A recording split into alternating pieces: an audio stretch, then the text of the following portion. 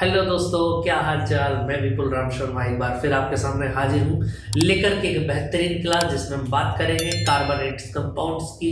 और जैसा कि आपको पता है ये यूनिट हमारा एंड की ओर चल रहा है, देखेंगे जरा। तो आज बात करें हम एक बहुत ही मजेदार टॉपिक की। देखो, आपके ऑर्गेनिक कंपाउंड्स हमने बहुत सारे पढ़े हैं, लेकिन अब हमारे सिलेबस में मेनली दो कंपाउंड यहाँ पर हमको देखने को मिलेंगे जिनके बारे में क्वेश्चन आते हैं और डिफरेंस भी इनके बीच में पूछा जाता है। ठीक है दोस्तों, चलिए देखेंगे जरा। तो बात करते हैं आज के टॉपिक की। तो आज का टॉपिक है हमारा एथेनॉल। एक कंपाउंड तो एथेनॉल हमारे सिलेबस में है और एक कंपाउंड हो जाता है एसिटिक एसिड। ठीक है, दोनों को बहुत मजेदार तरीके से अलग अलग लेक्चर में बहुत जबरदस्त तरीके से मैं आपको पढ़ाऊंगा। ठीक है, और चीजें आपको डायरेक्ट याद करनी है, लर्न करनी है हैंड टू हैंड। ठीक है, चलिए देखेंगे जरा। थोड़ी सी तबीयत खराब है, बाकी कोई दिक्कत नहीं है, सब मजे में है। ठीक है, चलिए एकदम रिलैक्स होकर के बैठ जाए। एक एक चीज बहुत अच्छे से क्लियर होगी आप लोगों की। यहाँ पर देखें जरा, एथेनॉल की अगर हम बात करें तो एथेनॉल होता क्या है। अच्छा, हिंदी वाले भी इसको ऐसे याद रखेंगे एथेनॉल। जो हिंदी में है बच्चे वो भी इसको ऐसे याद रखेंगे। ठीक है, बाकी जो हिंदी वाले बच्चे उनकी कोई दिक्कत हो तो आप सीधा मुझसे बता सकते हैं। ठीक है, आपकी हर समस्या का हल यहाँ पर दिया जाएगा। ठीक है, ग्रुप में ऐड हो जाएंगे सभी बच्चे। पीडीएफ वगैरह जो भी क्लास का टाइमिंग वगैरह होता है, बाकी जितने भी पीडीएफ वगैरह होती है। ठीक है, कार्बोनेट्स कंपाउंड का मैंने एनसीईआरटी सॉल्यूशन भी ग्रुप के अंदर डाल दिया है। वहां से जिन बच्चे नहीं लिया है उस ग्रुप को ऐड कर लेंगे। टेलीग्राम पर भी है और व्हाट्सएप ग्रुप भी है, दोनों पर चीजें अवेलेबल है। ठीक है, चलिए बात करते हैं आगे। अब देखेंगे जरा आगे। तो एथेनॉल की अगर हम बात करें तो एथेनॉल से क्या क्या बातें स्टार्ट हो जाती है, देखिए जरा। इसका एक नाम और भी होता है, याद रखेंगे, एथाइल एल्कोहल। ठीक है, ये नाम आप याद रखेंगे, एथाइल अल्कोहल। क्लियर आ गई बात समझ में। अब याद रखना यहां से क्या, अगर मैं बताऊं आपको, एथेनॉल इज द सेकंड। देखो हमको पता है मैथ एथ दूसरे नंबर पर आ गया, तो याद रखना second member of alcohol group. Alcohol group का इन होमोलोजियस।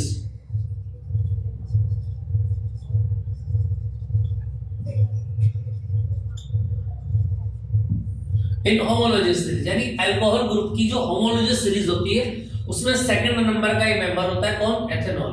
क्लियर बात समझ में आ जाती है। चलो अगर हम इसकी बात करें फॉर्मूले की,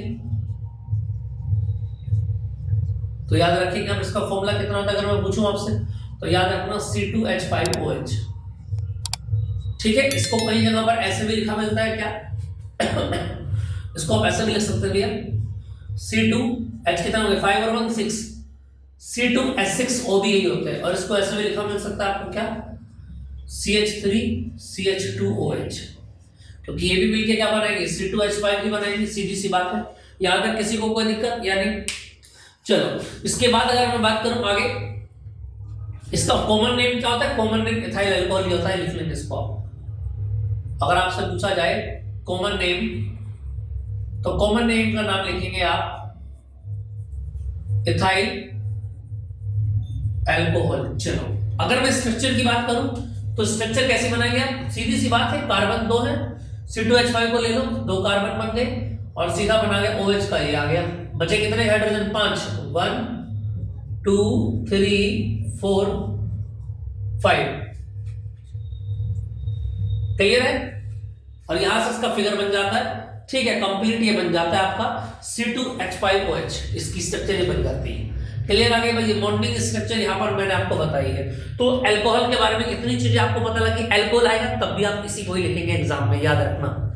अगर अल्कोहल की कोई प्रॉपर्टीज वगैरह पूछेगा तो भी आप अल्कोहल के नाम पर ही किसको डिफाइन करते हैं, अल्कोहल के सेकंड मेंबर एथेनॉल को या एथाइल अल्कोहल को, जिसका फॉर्मूला मैंने आपको बताया है C2H5OH। क्लियर, इतनी बात समझ में आ रही है।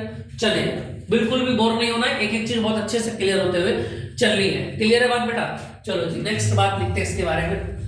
देखो जी, अब अपने सिलेबस में जो जो है केवल वही चीज हम पढ़ेंगे, बाकी इससे एक्स्ट्रा हमको नहीं पढ़ना है फिलहाल। अभी एक्स्ट्रा के लिए और क्लासेस बहुत है। तो प्रॉपर्टीज की अगर मैं बात करूं, देखेंगे ना,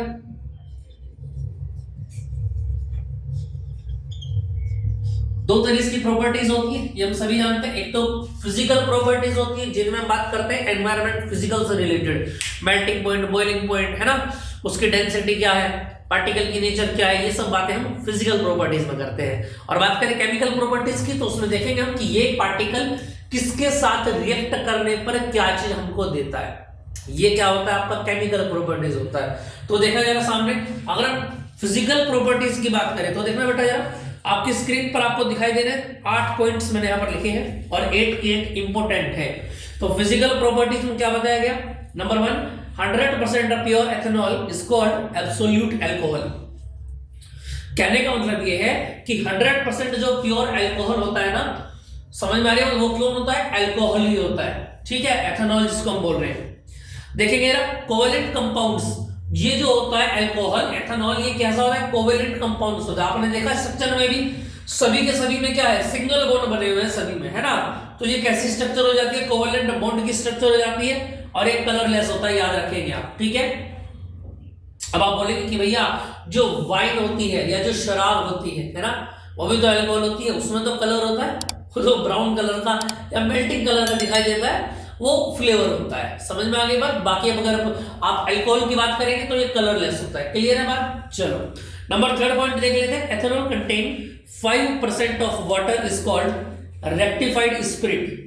एथेनॉल के अंदर क्या होता है, 5% वाटर होता है और 5% वाटर के साथ ही क्या बनता है, स्पिरिट बनता है। आपने देखा होगा जब डॉक्टर आपको इंजेक्ट करता है, इंजेक्शन लगाता है आपको, तो पहले क्या करता है, वो स्पिरिट होती है उसके पास है, वो भी अल्कोहल की फॉर्म है, ठीक है। स्पिरिट से पहले उसको साफ करता है, या कहीं पर अगर कहीं पर कोई जख्म हो जाता है तो उसको पहले क्या करता है, स्पिरिट से पहले उसको क्लीन कर देता है, समझ में आ रही बात। और स्पिरिट से क्लीन करने के बाद ही वो क्या करता है, स्पिरिट से क्लीन करने के बाद फिर वहां पर वो आपको मेडिसिन वगैरह जो भी लगाना होता है वो आपको देता है, क्लियर। आगे बात समझ में, चलिए बच्चा आगे की बात करते हैं। नंबर 4 पॉइंट पर क्या बताया गया, the volatile liquid have a low boiling point.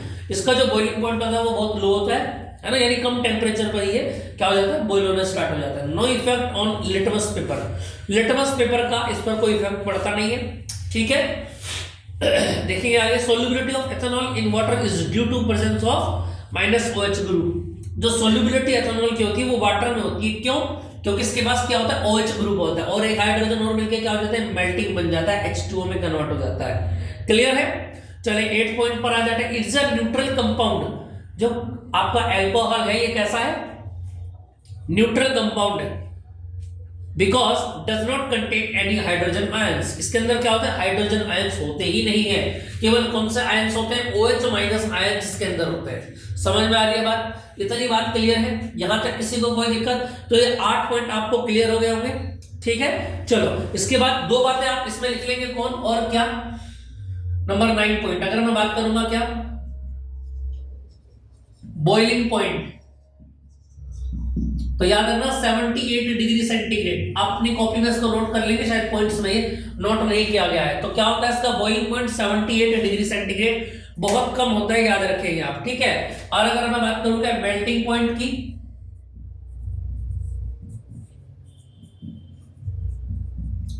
Melting point की अगर मैं बात करूंगा तो 114.1 डिग्री सेंटीग्रेड क्या हो जाता है इसका, याद रखिएगा, मेल्टिंग पॉइंट हो जाता है, क्लियर बात समझ में आ रही है। और नंबर 11 एक चीज और नोट कर लेंगे आप, क्या एग्जाम में हालांकि जरूरी नहीं है ना, लेकिन फिर भी आप याद रखेंगे कि मॉलिक्यूलर वेट, और इसका जो मॉलिक्यूलर वेट होता है वो कितना हो जाता है, याद रखना 46.0414। ये क्या बन जाता है, इसका मॉलिक्यूलर वेट बन जाता है। आ रही है बात समझ में नहीं। तो ये 3 बातें आपको बहुत अच्छे से याद रखनी है दोस्तों, ठीक है। क्या क्या बातें मैंने आपको बताई हैं, बॉइलिंग पॉइंट आपको याद रखना है, मेल्टिंग पॉइंट याद रखना है, मॉलिक्यूलर वेट आपको याद रखना है, ठीक है। मॉलिक्यूलर वेट कोई कुछ खास इंपॉर्टेंट है नहीं, बाकी बॉइलिंग और मेल्टिंग पॉइंट आपको याद रखना है, क्लियर। आगे बात समझ में, यहां तक किसी को कोई दिक्कत, चले इतनी बातें आपको क्लियर हो गई है। अब आगे की बातों को हम लिखना स्टार्ट करते हैं, देखेंगे आप। इससे नेक्स्ट पॉइंट जो स्टार्ट होगा वो किस चीज का स्टार्ट होगा, देखो अब बात करेंगे हम किसके बारे में, केमिकल प्रॉपर्टीज के बारे में। केमिकल प्रॉपर्टीज की अगर मैं बात करूं, ठीक है, तो केमिकल प्रॉपर्टीज में कुछ मेन पॉइंट मैं आपको यहां पर कराऊंगा। हालांकि ऑर्गेनिक कंपाउंड्स की क्या क्या प्रॉपर्टीज होंगी ये मैंने आपको लिखा दी, ठीक है। अब उससे अलग भी कुछ प्रॉपर्टीज होती है, ठीक है, वो भी थोड़ा सा मैं आपको क्लियर करा देता हूँ। एक बार ये मार्कर चेंज कर लेता हूँ, ठीक है। चलो जी, क्लियर बात समझ में आ रही है यहाँ तक? किसी को कोई दिक्कत? चले, कोई दिक्कत होनी नहीं चाहिए, है ना। चलो ठीक है, बिल्कुल मौज में पड़े एकदम, बिना किसी बात की टेंशन रखे। सारे सिलेबस आपका टोटल वर्क कंप्लीट हो जाएगा। बस जैसे जैसे मैं आपको चीजें करा रहा हूँ वैसे वैसे आप कंप्लीट करते रहिए, ठीक है। बायोलॉजी की क्लास बहुत जल्दी आपकी 1 या 2 दिन में अपलोड होनी स्टार्ट हो जाएगी, वहां से आप बायोलॉजी का सिलेबस भी कवर कर लेंगे, ठीक है। बाकी संडे में फिजिक्स की एक बेहतरीन मैराथन लेके आ रहा हूँ जिसमें कंप्लीट मैग्नेटिक फील्ड में आपको कराऊंगा, ठीक है। चलो देखते हैं आगे। तो केमिकल प्रॉपर्टीज की अगर हम बात करें तो देखना जरा, सबसे पहला पॉइंट आ जाता है क्या? कंफ्यूजन। मैंने आपको बताया था कंफ्यूजन का मीनिंग क्या होता है। कंफ्यूजन का मीनिंग होता है बर्निंग से। किससे मीनिंग होता है? बर्निंग से इसका मीनिंग होता है। क्लियर बात समझ में आ रही है? ठीक है, तो याद रखना। अच्छा, अगर मैं बात करूं क्या, देखो इसमें एक बात याद रखना, ethanol is a highly flammable. कैसा होता है ये? हाईली फ्लेमेबल लिक्विड होता है, यानी बहुत तेजी के साथ ये जलता है। आपने देखा है ना, अल्कोहल को जब लिक्विड के अंदर डालते हैं, आपने देखा होगा कई बार जो मिलिट्री वगैरह के लोग होते हैं उनके हाथ पैर पर कहीं चोट लग जाती है तो क्या करते हैं, दारू की बोतल खोलते हैं और उसके ऊपर क्या करते हैं, डाल देते हैं, जिससे कि वो जख्म क्या होता है, वहां पर क्या होता है, खून जो निकलता रहता है, ब्लड जो लगातार निकलता रहता है वो बंद हो जाता है। समझ में आ रही है बात या नहीं? ठीक है, चले अब बात करते हैं। तो ये कैसा होता है? फ्लेमेबल लिक्विड होता है, जलता है ये, फायर के साथ जलता है ये, ठीक है। तो याद रखेंगे आप इट, इसमें एक बात और याद रखेंगे क्या, इट कैचेस फायर इजीली। क्या कर लेता है? बहुत तेजी से क्या होता है, फायर को कैच कर लेता है। समझ में आ रही है बात? और क्या स्टार्ट कर देता है, एंड स्टार्ट। इसका नोट्स भी आपको मिल जाएंगे, ठीक है, घबराने की कोई दिक्कत नहीं है। हर वीडियो के जो भी लेक्चर अपलोड होता है डेली का, उसके साथ में मैं बाद में, ठीक है, उसके साथ पीडीएफ में मैं डाल देता हूँ, ठीक है, भले वो 1 पेज का हो या 2 पेज का हो। तो क्या कर देता है, स्टार्ट हो जाता है, बर्निंग होना स्टार्ट हो जाता है। क्लियर बात समझ में आ रही? ठीक है, तो देखिए जरा, अगर मैं बात करूं आगे, ethanol radially burn in air to give CO2, यानी कि कहने का मतलब यह है, जब आप C2H5OH को क्या करते हैं, इसको जब आप बर्न करेंगे, बर्न करने का मतलब है ऑक्सीजन के साथ इसकी रिएक्शन करेंगे। कितने ऑक्सीजन है वो बाद में देखेंगे। समझ में आ रही है? इसके जब आप इसको रिएक्ट करेंगे तो ये मैंने आपको पहले भी बताया था, ये CO2 और H2O में कन्वर्ट हो जाएगा और साथ में क्या देगा बोलो, हीट यहां से निकाल करके देगा। हीट और लाइट दोनों चीजें यहां से मिलेगी। आ रही है बात समझ में? अच्छा, इसको अगर बैलेंस करना तो कैसे करेंगे? देखो यहाँ पर कितना है, कार्बन कितना है, 2 है, लेकिन यहाँ पर कार्बन 1 है, तो यहाँ से 2 से मल्टीप्लाई कर लेते हैं। देखो ऑक्सीजन कितना हो गया, 2 2 4 और 1 5, तो यहाँ पर कितना है, 1 है, तो यहाँ पर 5, यानी 2 से मल्टीप्लाई करें, 2 2 4 और 1 5, कंप्लीट हो गया। ये क्या आ गया आपको, कार्बन डाइऑक्साइड। इसको तो आप लिख ही सकते हैं, फिर भी मैं लिख देता हूँ। और ये क्या बन जाएगा आपका, एथेनॉल। बताओ, इक्वेशन क्लियर आ रही है? बात समझ में नहीं आ रही? ये पहले ही मैंने आपको लिखा दिया था, लेकिन यहाँ पर भी जरूरी था, तो इसलिए मैंने यहाँ पर इसको लिख दिया है। क्लियर है बात? चलो अब नेक्स्ट पढ़ते हैं, नंबर 2।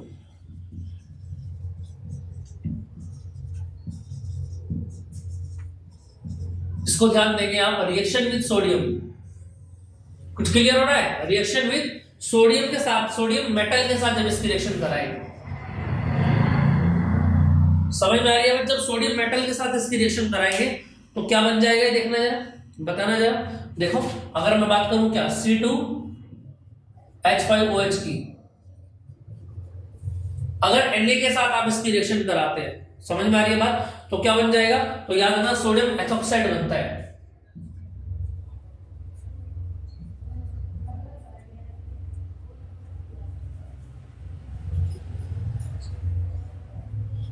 क्लियर बात समझ में आ रही है? यानी कहने का मतलब ये है क्या, कि जो हाइड्रोजन है ये तो निकल जाएगा अलग, अभी बताऊंगा, C2H5OND।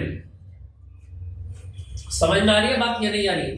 ठीक है, कहने का मतलब ये, Na के साथ में क्या आ जाएगा, 2 आ जाएगा, और इसके आगे भी 2 आ जाएगा, और ये क्या बन जाएगा, एथेनॉल बन जाएगा। ये क्या बन जाएगा आपका, एथेनॉल बन जाएगा। और एथेनॉल किसके साथ रिएक्शन करेगा, सोडियम के साथ रिएक्शन करके क्या बनाएगा, याद रखना, सोडियम एथोक्साइड।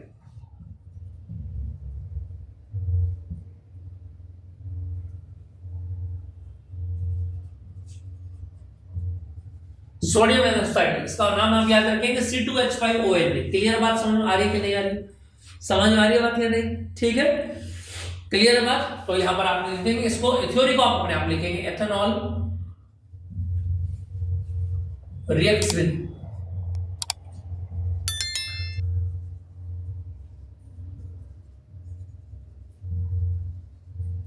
Sodium metal. अगर इसकी रिएक्शन कराएंगे सोडियम मेटल के साथ तो याद रखना टू फॉर्म, क्या निकाल करके देगा, याद रखना, sodium ethoxide, sodium ethoxide with hydrogen. Clear आ रही है कि नहीं आ रही है बात समझ में, जल्दी से बताना जरा, इतनी बात समझ में आ रही है आपको। चलो जी, यहां तक किसी को कोई दिक्कत, किसी भी तरह की टेंशन लेनी नहीं है। चलिए, इतना क्लियर हो गया आपको, ठीक है। अब देखो, याद रखना इस इक्वेशन का यूज जो होता है, याद रखना, द अबाव गिवन इक्वेशन, इसको बहुत अच्छे से याद रखना, इज यूज्ड टू टेस्टिंग। इसका जो यूज किया जाता है किसमें किया जाता है, testing for ethanol, testing for ethanol. इसके लिए मैं आपको अलग से वीडियो भी बना दूंगा, समझ में आ रही बात। लैब के अंदर एथेनॉल है कि नहीं, इसका टेस्टिंग करने के लिए वहां पर क्या जाता है, एथेनॉल जो भी आपको कंपाउंड दिया गया और आपको ये बताना है कि ये एथेनॉल है या नहीं, तो स्मेल के बेस पर इसको आप बता सकते हैं। और वहां पर आपको क्या करना पड़ता है, 3 या 4 ड्रॉप्स सोडियम उसके अंदर मिलाना होता है, और मिलाकर के जब हीट करेंगे तो क्या बन जाता है, सोडियम एथोक्साइड बन जाता है, ठीक है, जिसको स्मेल के अकॉर्डिंग क्या कर देते हैं आप, अलग से निकाल लेते हैं, ठीक है। एक मीठी सी स्मेल होती है, इसको आगे भी बढ़ेंगे, एक्सपेरिमेंट आगे भी आएगा। क्लियर आ गई बात समझ में। चलो जी, नेक्स्ट बात पढ़ लेते हैं। 2 प्रॉपर्टी मैंने आपको बता दी, कंब्यूजन बता दिया और रिएक्शन विद सोडियम मेटल बता दिया है। कंब्यूजन में क्या करते हैं, ऑक्सीजन से रिएक्शन करते हैं, कार्बन डाइऑक्साइड निकलेगा और वाटर निकलेगा, और जब सोडियम मेटल से रिएक्शन करेंगे तो क्या निकलेगा, सोडियम एथोक्साइड निकलेगा। याद रहेगी बात। चलो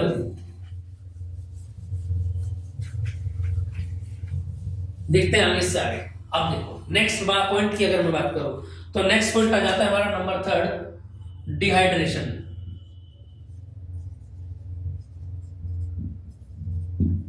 डिहाइड्रेशन देखो, सबसे पहले आपको इक्वेशन लिखनी आनी चाहिए। आपको इक्वेशन अगर एक बार याद हो गई तो थ्योरी आप उसकी बहुत ही इजीली तरीके से लिख सकते हैं, और थ्योरी पर कोई मार्क्स यहाँ पर कटेगा नहीं। इक्वेशन गलत होगी तो इक्वेशन पर मार्क्स कट जाएगा। तो इसके लिए मैं बताऊंगा आपको कैसे प्रैक्टिस करनी है, पहले आप इस कंसेप्ट को समझ लें। तो डिहाइड्रेशन क्या होता है, अगर मैं आपसे पूछूं, देखो डिहाइड्रेशन का मतलब ये है, क्या अल्कोहल ये ले लें, ये अल्कोहल आपने ले लिया C2H5OH दिया, इसको आप लिख सकते हैं, समझ में आ रही है बात। और इसको जब आप हीट करेंगे तो कंसंट्रेशन क्या होना चाहिए, H2SO4 आपके पास होना चाहिए। और गर्म करने पर हमको पता है, जब एथेनॉल को जब आप गर्म करेंगे तो हीट बनके क्या हो जाएगा, वाटर सारा का सारा अलग हो जाएगा, बचेगा क्या, बोलो जरा। हाइड्रोजन कितना, 3 और 2 5 और 1 6, यानी 2 तो ये रहे और 2 आ गए ये, पता ना जरा, समझ में आ रही है बात। इथेन बनेगा या नहीं बनेगा, बताना जरा, इथेन बनेगा कि नहीं बनेगा, और ये एथेनॉल है।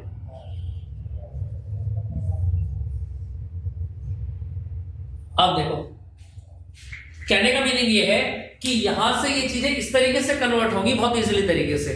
3 टाइप का क्वेश्चन बन सकता है। अगर केमिकल प्रॉपर्टीज पूछेगा तो आप लिखेंगे।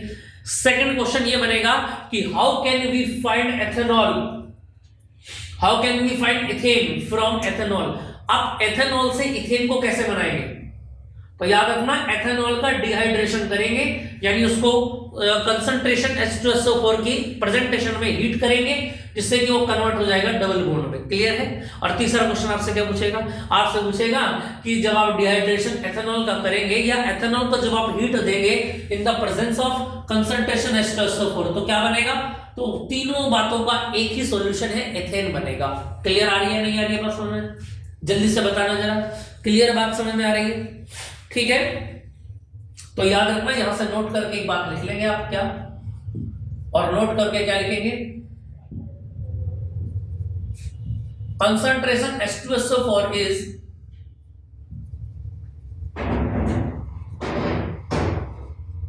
important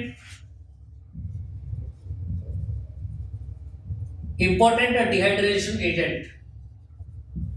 क्लियर आ गई बात समझ में? इंपॉर्टेंट डिहाइड्रेशन एजेंट, ये याद रखना, एग्जाम में पूछा जाता है कि डिहाइड्रेशन एजेंट का काम कौन करता है, बहुत बढ़िया तरीके से। तो याद रखना कंसंट्रेशन H2SO4। क्लियर बात समझ में आ गई? यहां तक किसी को कोई दिक्कत? चलें आगे। देखो जी, अब आगे की बात को स्टार्ट करते हैं। अगला नेक्स्ट पॉइंट क्या है, सबसे इंपॉर्टेंट टॉपिक हमारा अब स्टार्ट होता है। ठीक है, देखेंगे जरा।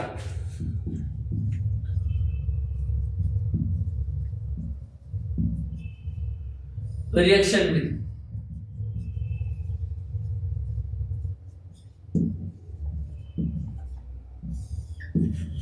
समझ में आ रही है बात? इसकी रिएक्शन किससे करानी है इस बार? एथेनोइक एसिड से। इसको ठीक कर लीजिए थोड़ा सा।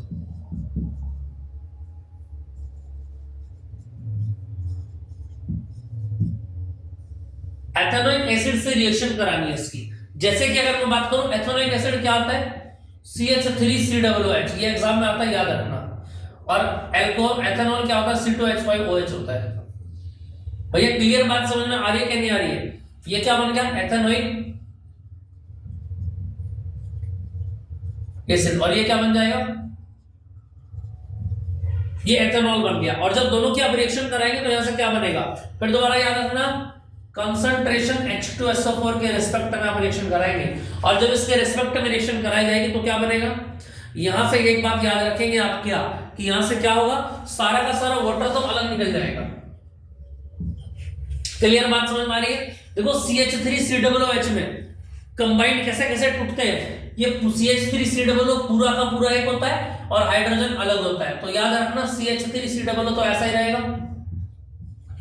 ये H किसके साथ में आ जाएगा बोलो? ये वाला H और ये OH एक साथ में आ जाएंगे, ये दोनों मिलके H2O बनाएंगे, अलग निकल गए, बचा C2H5। और ये C2H5 H की बेस पर आ जाएगा। बताओ जरा, कुछ क्लियर बात समझ में आई या नहीं आई? यानी अल्कोहल एथेनॉल को जब आप एथेनोइक एसिड के साथ इन the presence of concentration H2SO4 के साथ हीट देंगे तो ये क्या बन जाएगा? बताना जरा, इसका याद रखेंगे आप। एथाइल एथेनोएट, एथाइल एथेनोएट, और इसी को क्या बोलेंगे हम? ईस्टर बोलेंगे।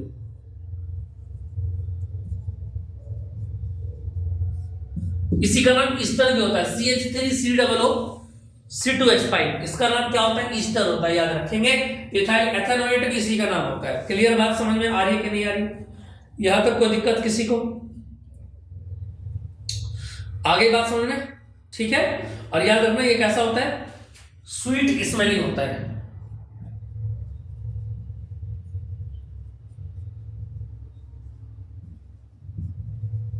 स्वीट स्मेलिंग, यानी आप उसमें जब प्रैक्टिकल, इसके ऊपर प्रैक्टिकल भी आता है, एस्टेरी, इसको एस्टेरिफिकेशन भी कहते हैं। पीडीएफ में भी आपको मिल जाएगा दिस प्रोसेस।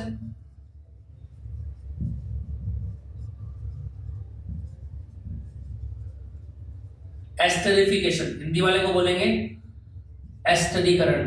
क्लियर है? हिंदी वाले ध्यान रखेंगे, बिल्कुल सारी चीजें बिल्कुल सेम टू सेम है, कुछ भी अलग नहीं है यहाँ पर। क्लियर आ रही है बात समझ में नहीं?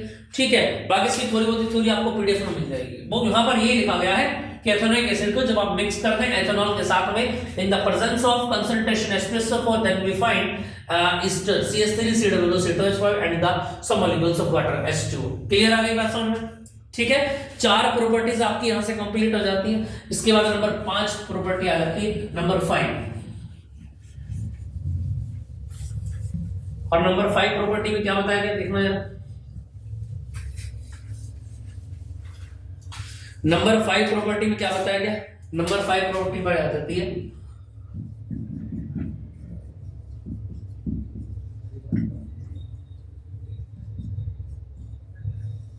नंबर 5 प्रॉपर्टी आ जाती है ऑक्सीडेशन। क्या आ जाता है?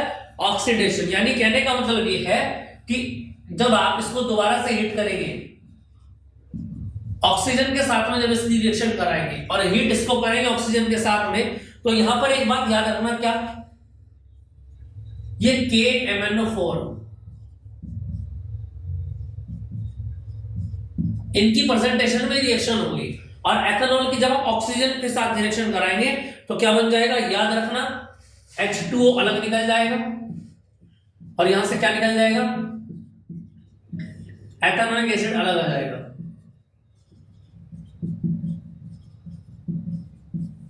एथेनॉइक एसिड अलग आ जाएगा और ये एथेनॉल आपका बन जाएगा। बताओ जरा, क्लियर आ रही है कि नहीं आ रही है? थोड़ी सी रिएक्शन को ठीक करना पड़ेगा। कैसे बैलेंस अगर इसको करें, ओ कितने हो गए, 3 हो गए, यहाँ पर 1 है, इसको 2 कर दो, 2 और 1 3 हो गए, कंप्लीट हो गए। जो बताना जरा समझ में आ गई बात। ऑक्सीडेशन क्लियर हो गया। बहुत ही सुंदर सुंदर चीजें मैंने बहुत अच्छे तरीके से नोट्स आप लोगों के बनाए हैं, और रिक्वेस्ट है कि आपको बहुत अच्छे से नोट्स क्लियर समझ में आ रहे होंगे। ठीक है, थोड़ा सा स्पीड लेकर के चलेंगे। आगे की वीडियोस जितनी भी होंगी बेटा, उसमें थोड़ा सा मैं एक्सप्लेनेशन, थोड़ा सा मैं डीप जाऊंगा, और हो सकता है कि वीडियोस का टाइमिंग भी थोड़ा सा बड़ा हो जाए। तो उसके लिए आप तैयार रहना। ऐसा मत करना कि 1 घंटे से ज्यादा की वीडियोस है तो उसका आधा देखें और आधा छोड़ दें। आप सारी वीडियोस आपके काम की हैं, समझ में आ रही? कोई चीज आपने अगर पढ़ रखी है और फिर भी मैं यहाँ पर पढ़ा रहा हूँ तो उसको थोड़ा सा यूट्यूब के सेटिंग में जाके टाइमिंग को थोड़ा सा, यानी जिसमें थोड़ा सा फास्ट हो जाता है, फॉरवर्ड करके आप इसको पढ़ सकते हैं। लेकिन पढ़ना जरूर, ऐसा मत कर देना कि कोई पॉइंट मैंने यहाँ पर बता दिया हो और आपने उसको ना देखा हो और वही आपके एग्जाम्स में आ गया, तो वहां पर आप एक ही बात बोलेंगे कि हमको पढ़ाया नहीं गया था, और वहां सुनने वाला कोई नहीं होगा। क्योंकि जो आपकी मार्कशीट आएगी बेटा, उसमें कुछ नहीं लिखा हुआ होगा, उसमें केवल आपका फोटो होगा, छोटा सा चांद सा चेहरा, और साथ में नंबर्स लिखे हुए होंगे कि आपने किसमें क्या ग्रेड या नंबर लिखे हुए मिलेंगे, है ना। वहां पर ये बहाने लिखे नहीं आएंगे कि आपको कब फीवर हुआ था, कब आपका पैर टूटा था, कब आपके घर में शादी थी। समझ में आ रही है कि नहीं आ रही है आपको बात? इसलिए मेहनत पूरी जान जान से कीजिए। ठीक, चले बात करते हैं आगे। ये क्लियर हो गया आपको? तो 5 की 5 प्रॉपर्टीज आपको क्लियर समझ में आ गई होंगी, है ना? इतनी बात क्लियर है। और इसी को कंट्रोल कंफ्यूजन भी बोलते हैं, इसको याद रखना। इसी रिएक्शन का नाम है कंट्रोल कंफ्यूजन। समझ में आ रही है बात क्या नहीं? यहां तक किसी को कोई दिक्कत किसी भी तरह की? चलो अब नेक्स्ट पॉइंट पढ़ लेते हैं इसी का ही। इसकी थोड़ी बहुत थ्योरी वो आपको पीडीएफ से मिल जाएगी, ठीक है, उसमें कोई इतनी घबराने वाली बात नहीं है। तो एथेनॉल का लगभग हमने काफी प्रोसेस कंप्लीट कर लिया। अब पढ़ेंगे यूजेस और सेकंड पढ़ेंगे हम हार्मफुल फॉर अस। 2 पॉइंट याद रखना कि इसके यूजेस क्या क्या होते हैं और ये हमारे लिए हानिकारक क्या होता है, हार्मफुल क्या होता है। तो पहले यूजेस पढ़ लेते हैं, अल्कोहल के यूजेस क्या होते हैं। देखिए जरा, आपकी स्क्रीन पर दिखाई दे रहे हैं। Number 1, used as fuel in car along with petrol, also used in spirit lamp। दोनों चीजों में यूज किया जाता है, ठीक है। used as antiseptic to sterile wound and syringe in hospital, है ना, दोनों जगह हॉस्पिटल में जब सिरिंज लगाते हैं तब भी इसका यूज किया जाता है, ठीक है। एंटीसेप्टिक फॉर्म में भी इसका यूज किया जाता है। मैंने बताया था आपको भी, अगर कोई घाव आपका है तो उसके ऊपर डाल देंगे तो घाव क्या होता है, साफ हो जाता है, क्लीन हो जाता है। Used in alcoholic drinks in whisky beer, है ना, 2-2 पैक लगा लेते हैं लोग इसी से। चलो नंबर 4 आ जाता है बीइंग अ गुड सोलवेंट। ये गुड सोलवेंट होता है, बहुत जल्दी से मिक्स होता है। It is used in medicine much as tonic and syrup, ठीक है। आपने देखा होगा कुछ बच्चों की छोटे बच्चे जो होते हैं उनकी ज्यादातर खांसी की जो दवाइयां होती है, सिनारिस्ट वगैरह, है ना, तो इनमें क्या होता है, कुछ ना कुछ मात्रा अल्कोहल की जरूर होती है जिससे कि बच्चे को आराम लग जाए, है ना। समझ में आ रही है बात या नहीं?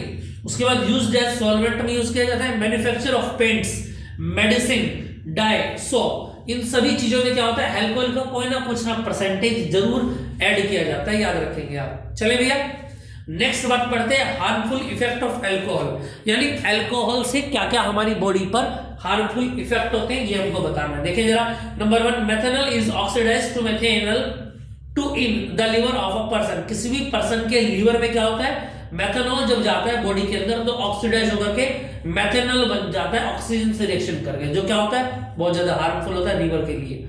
Number 2 point, heavy drinking leads to damage of stomach, liver, heart and brain. Liver disease भी यहाँ पर ये कर देता है, ठीक है, कैंसर वगैरह जैसी बीमारियां।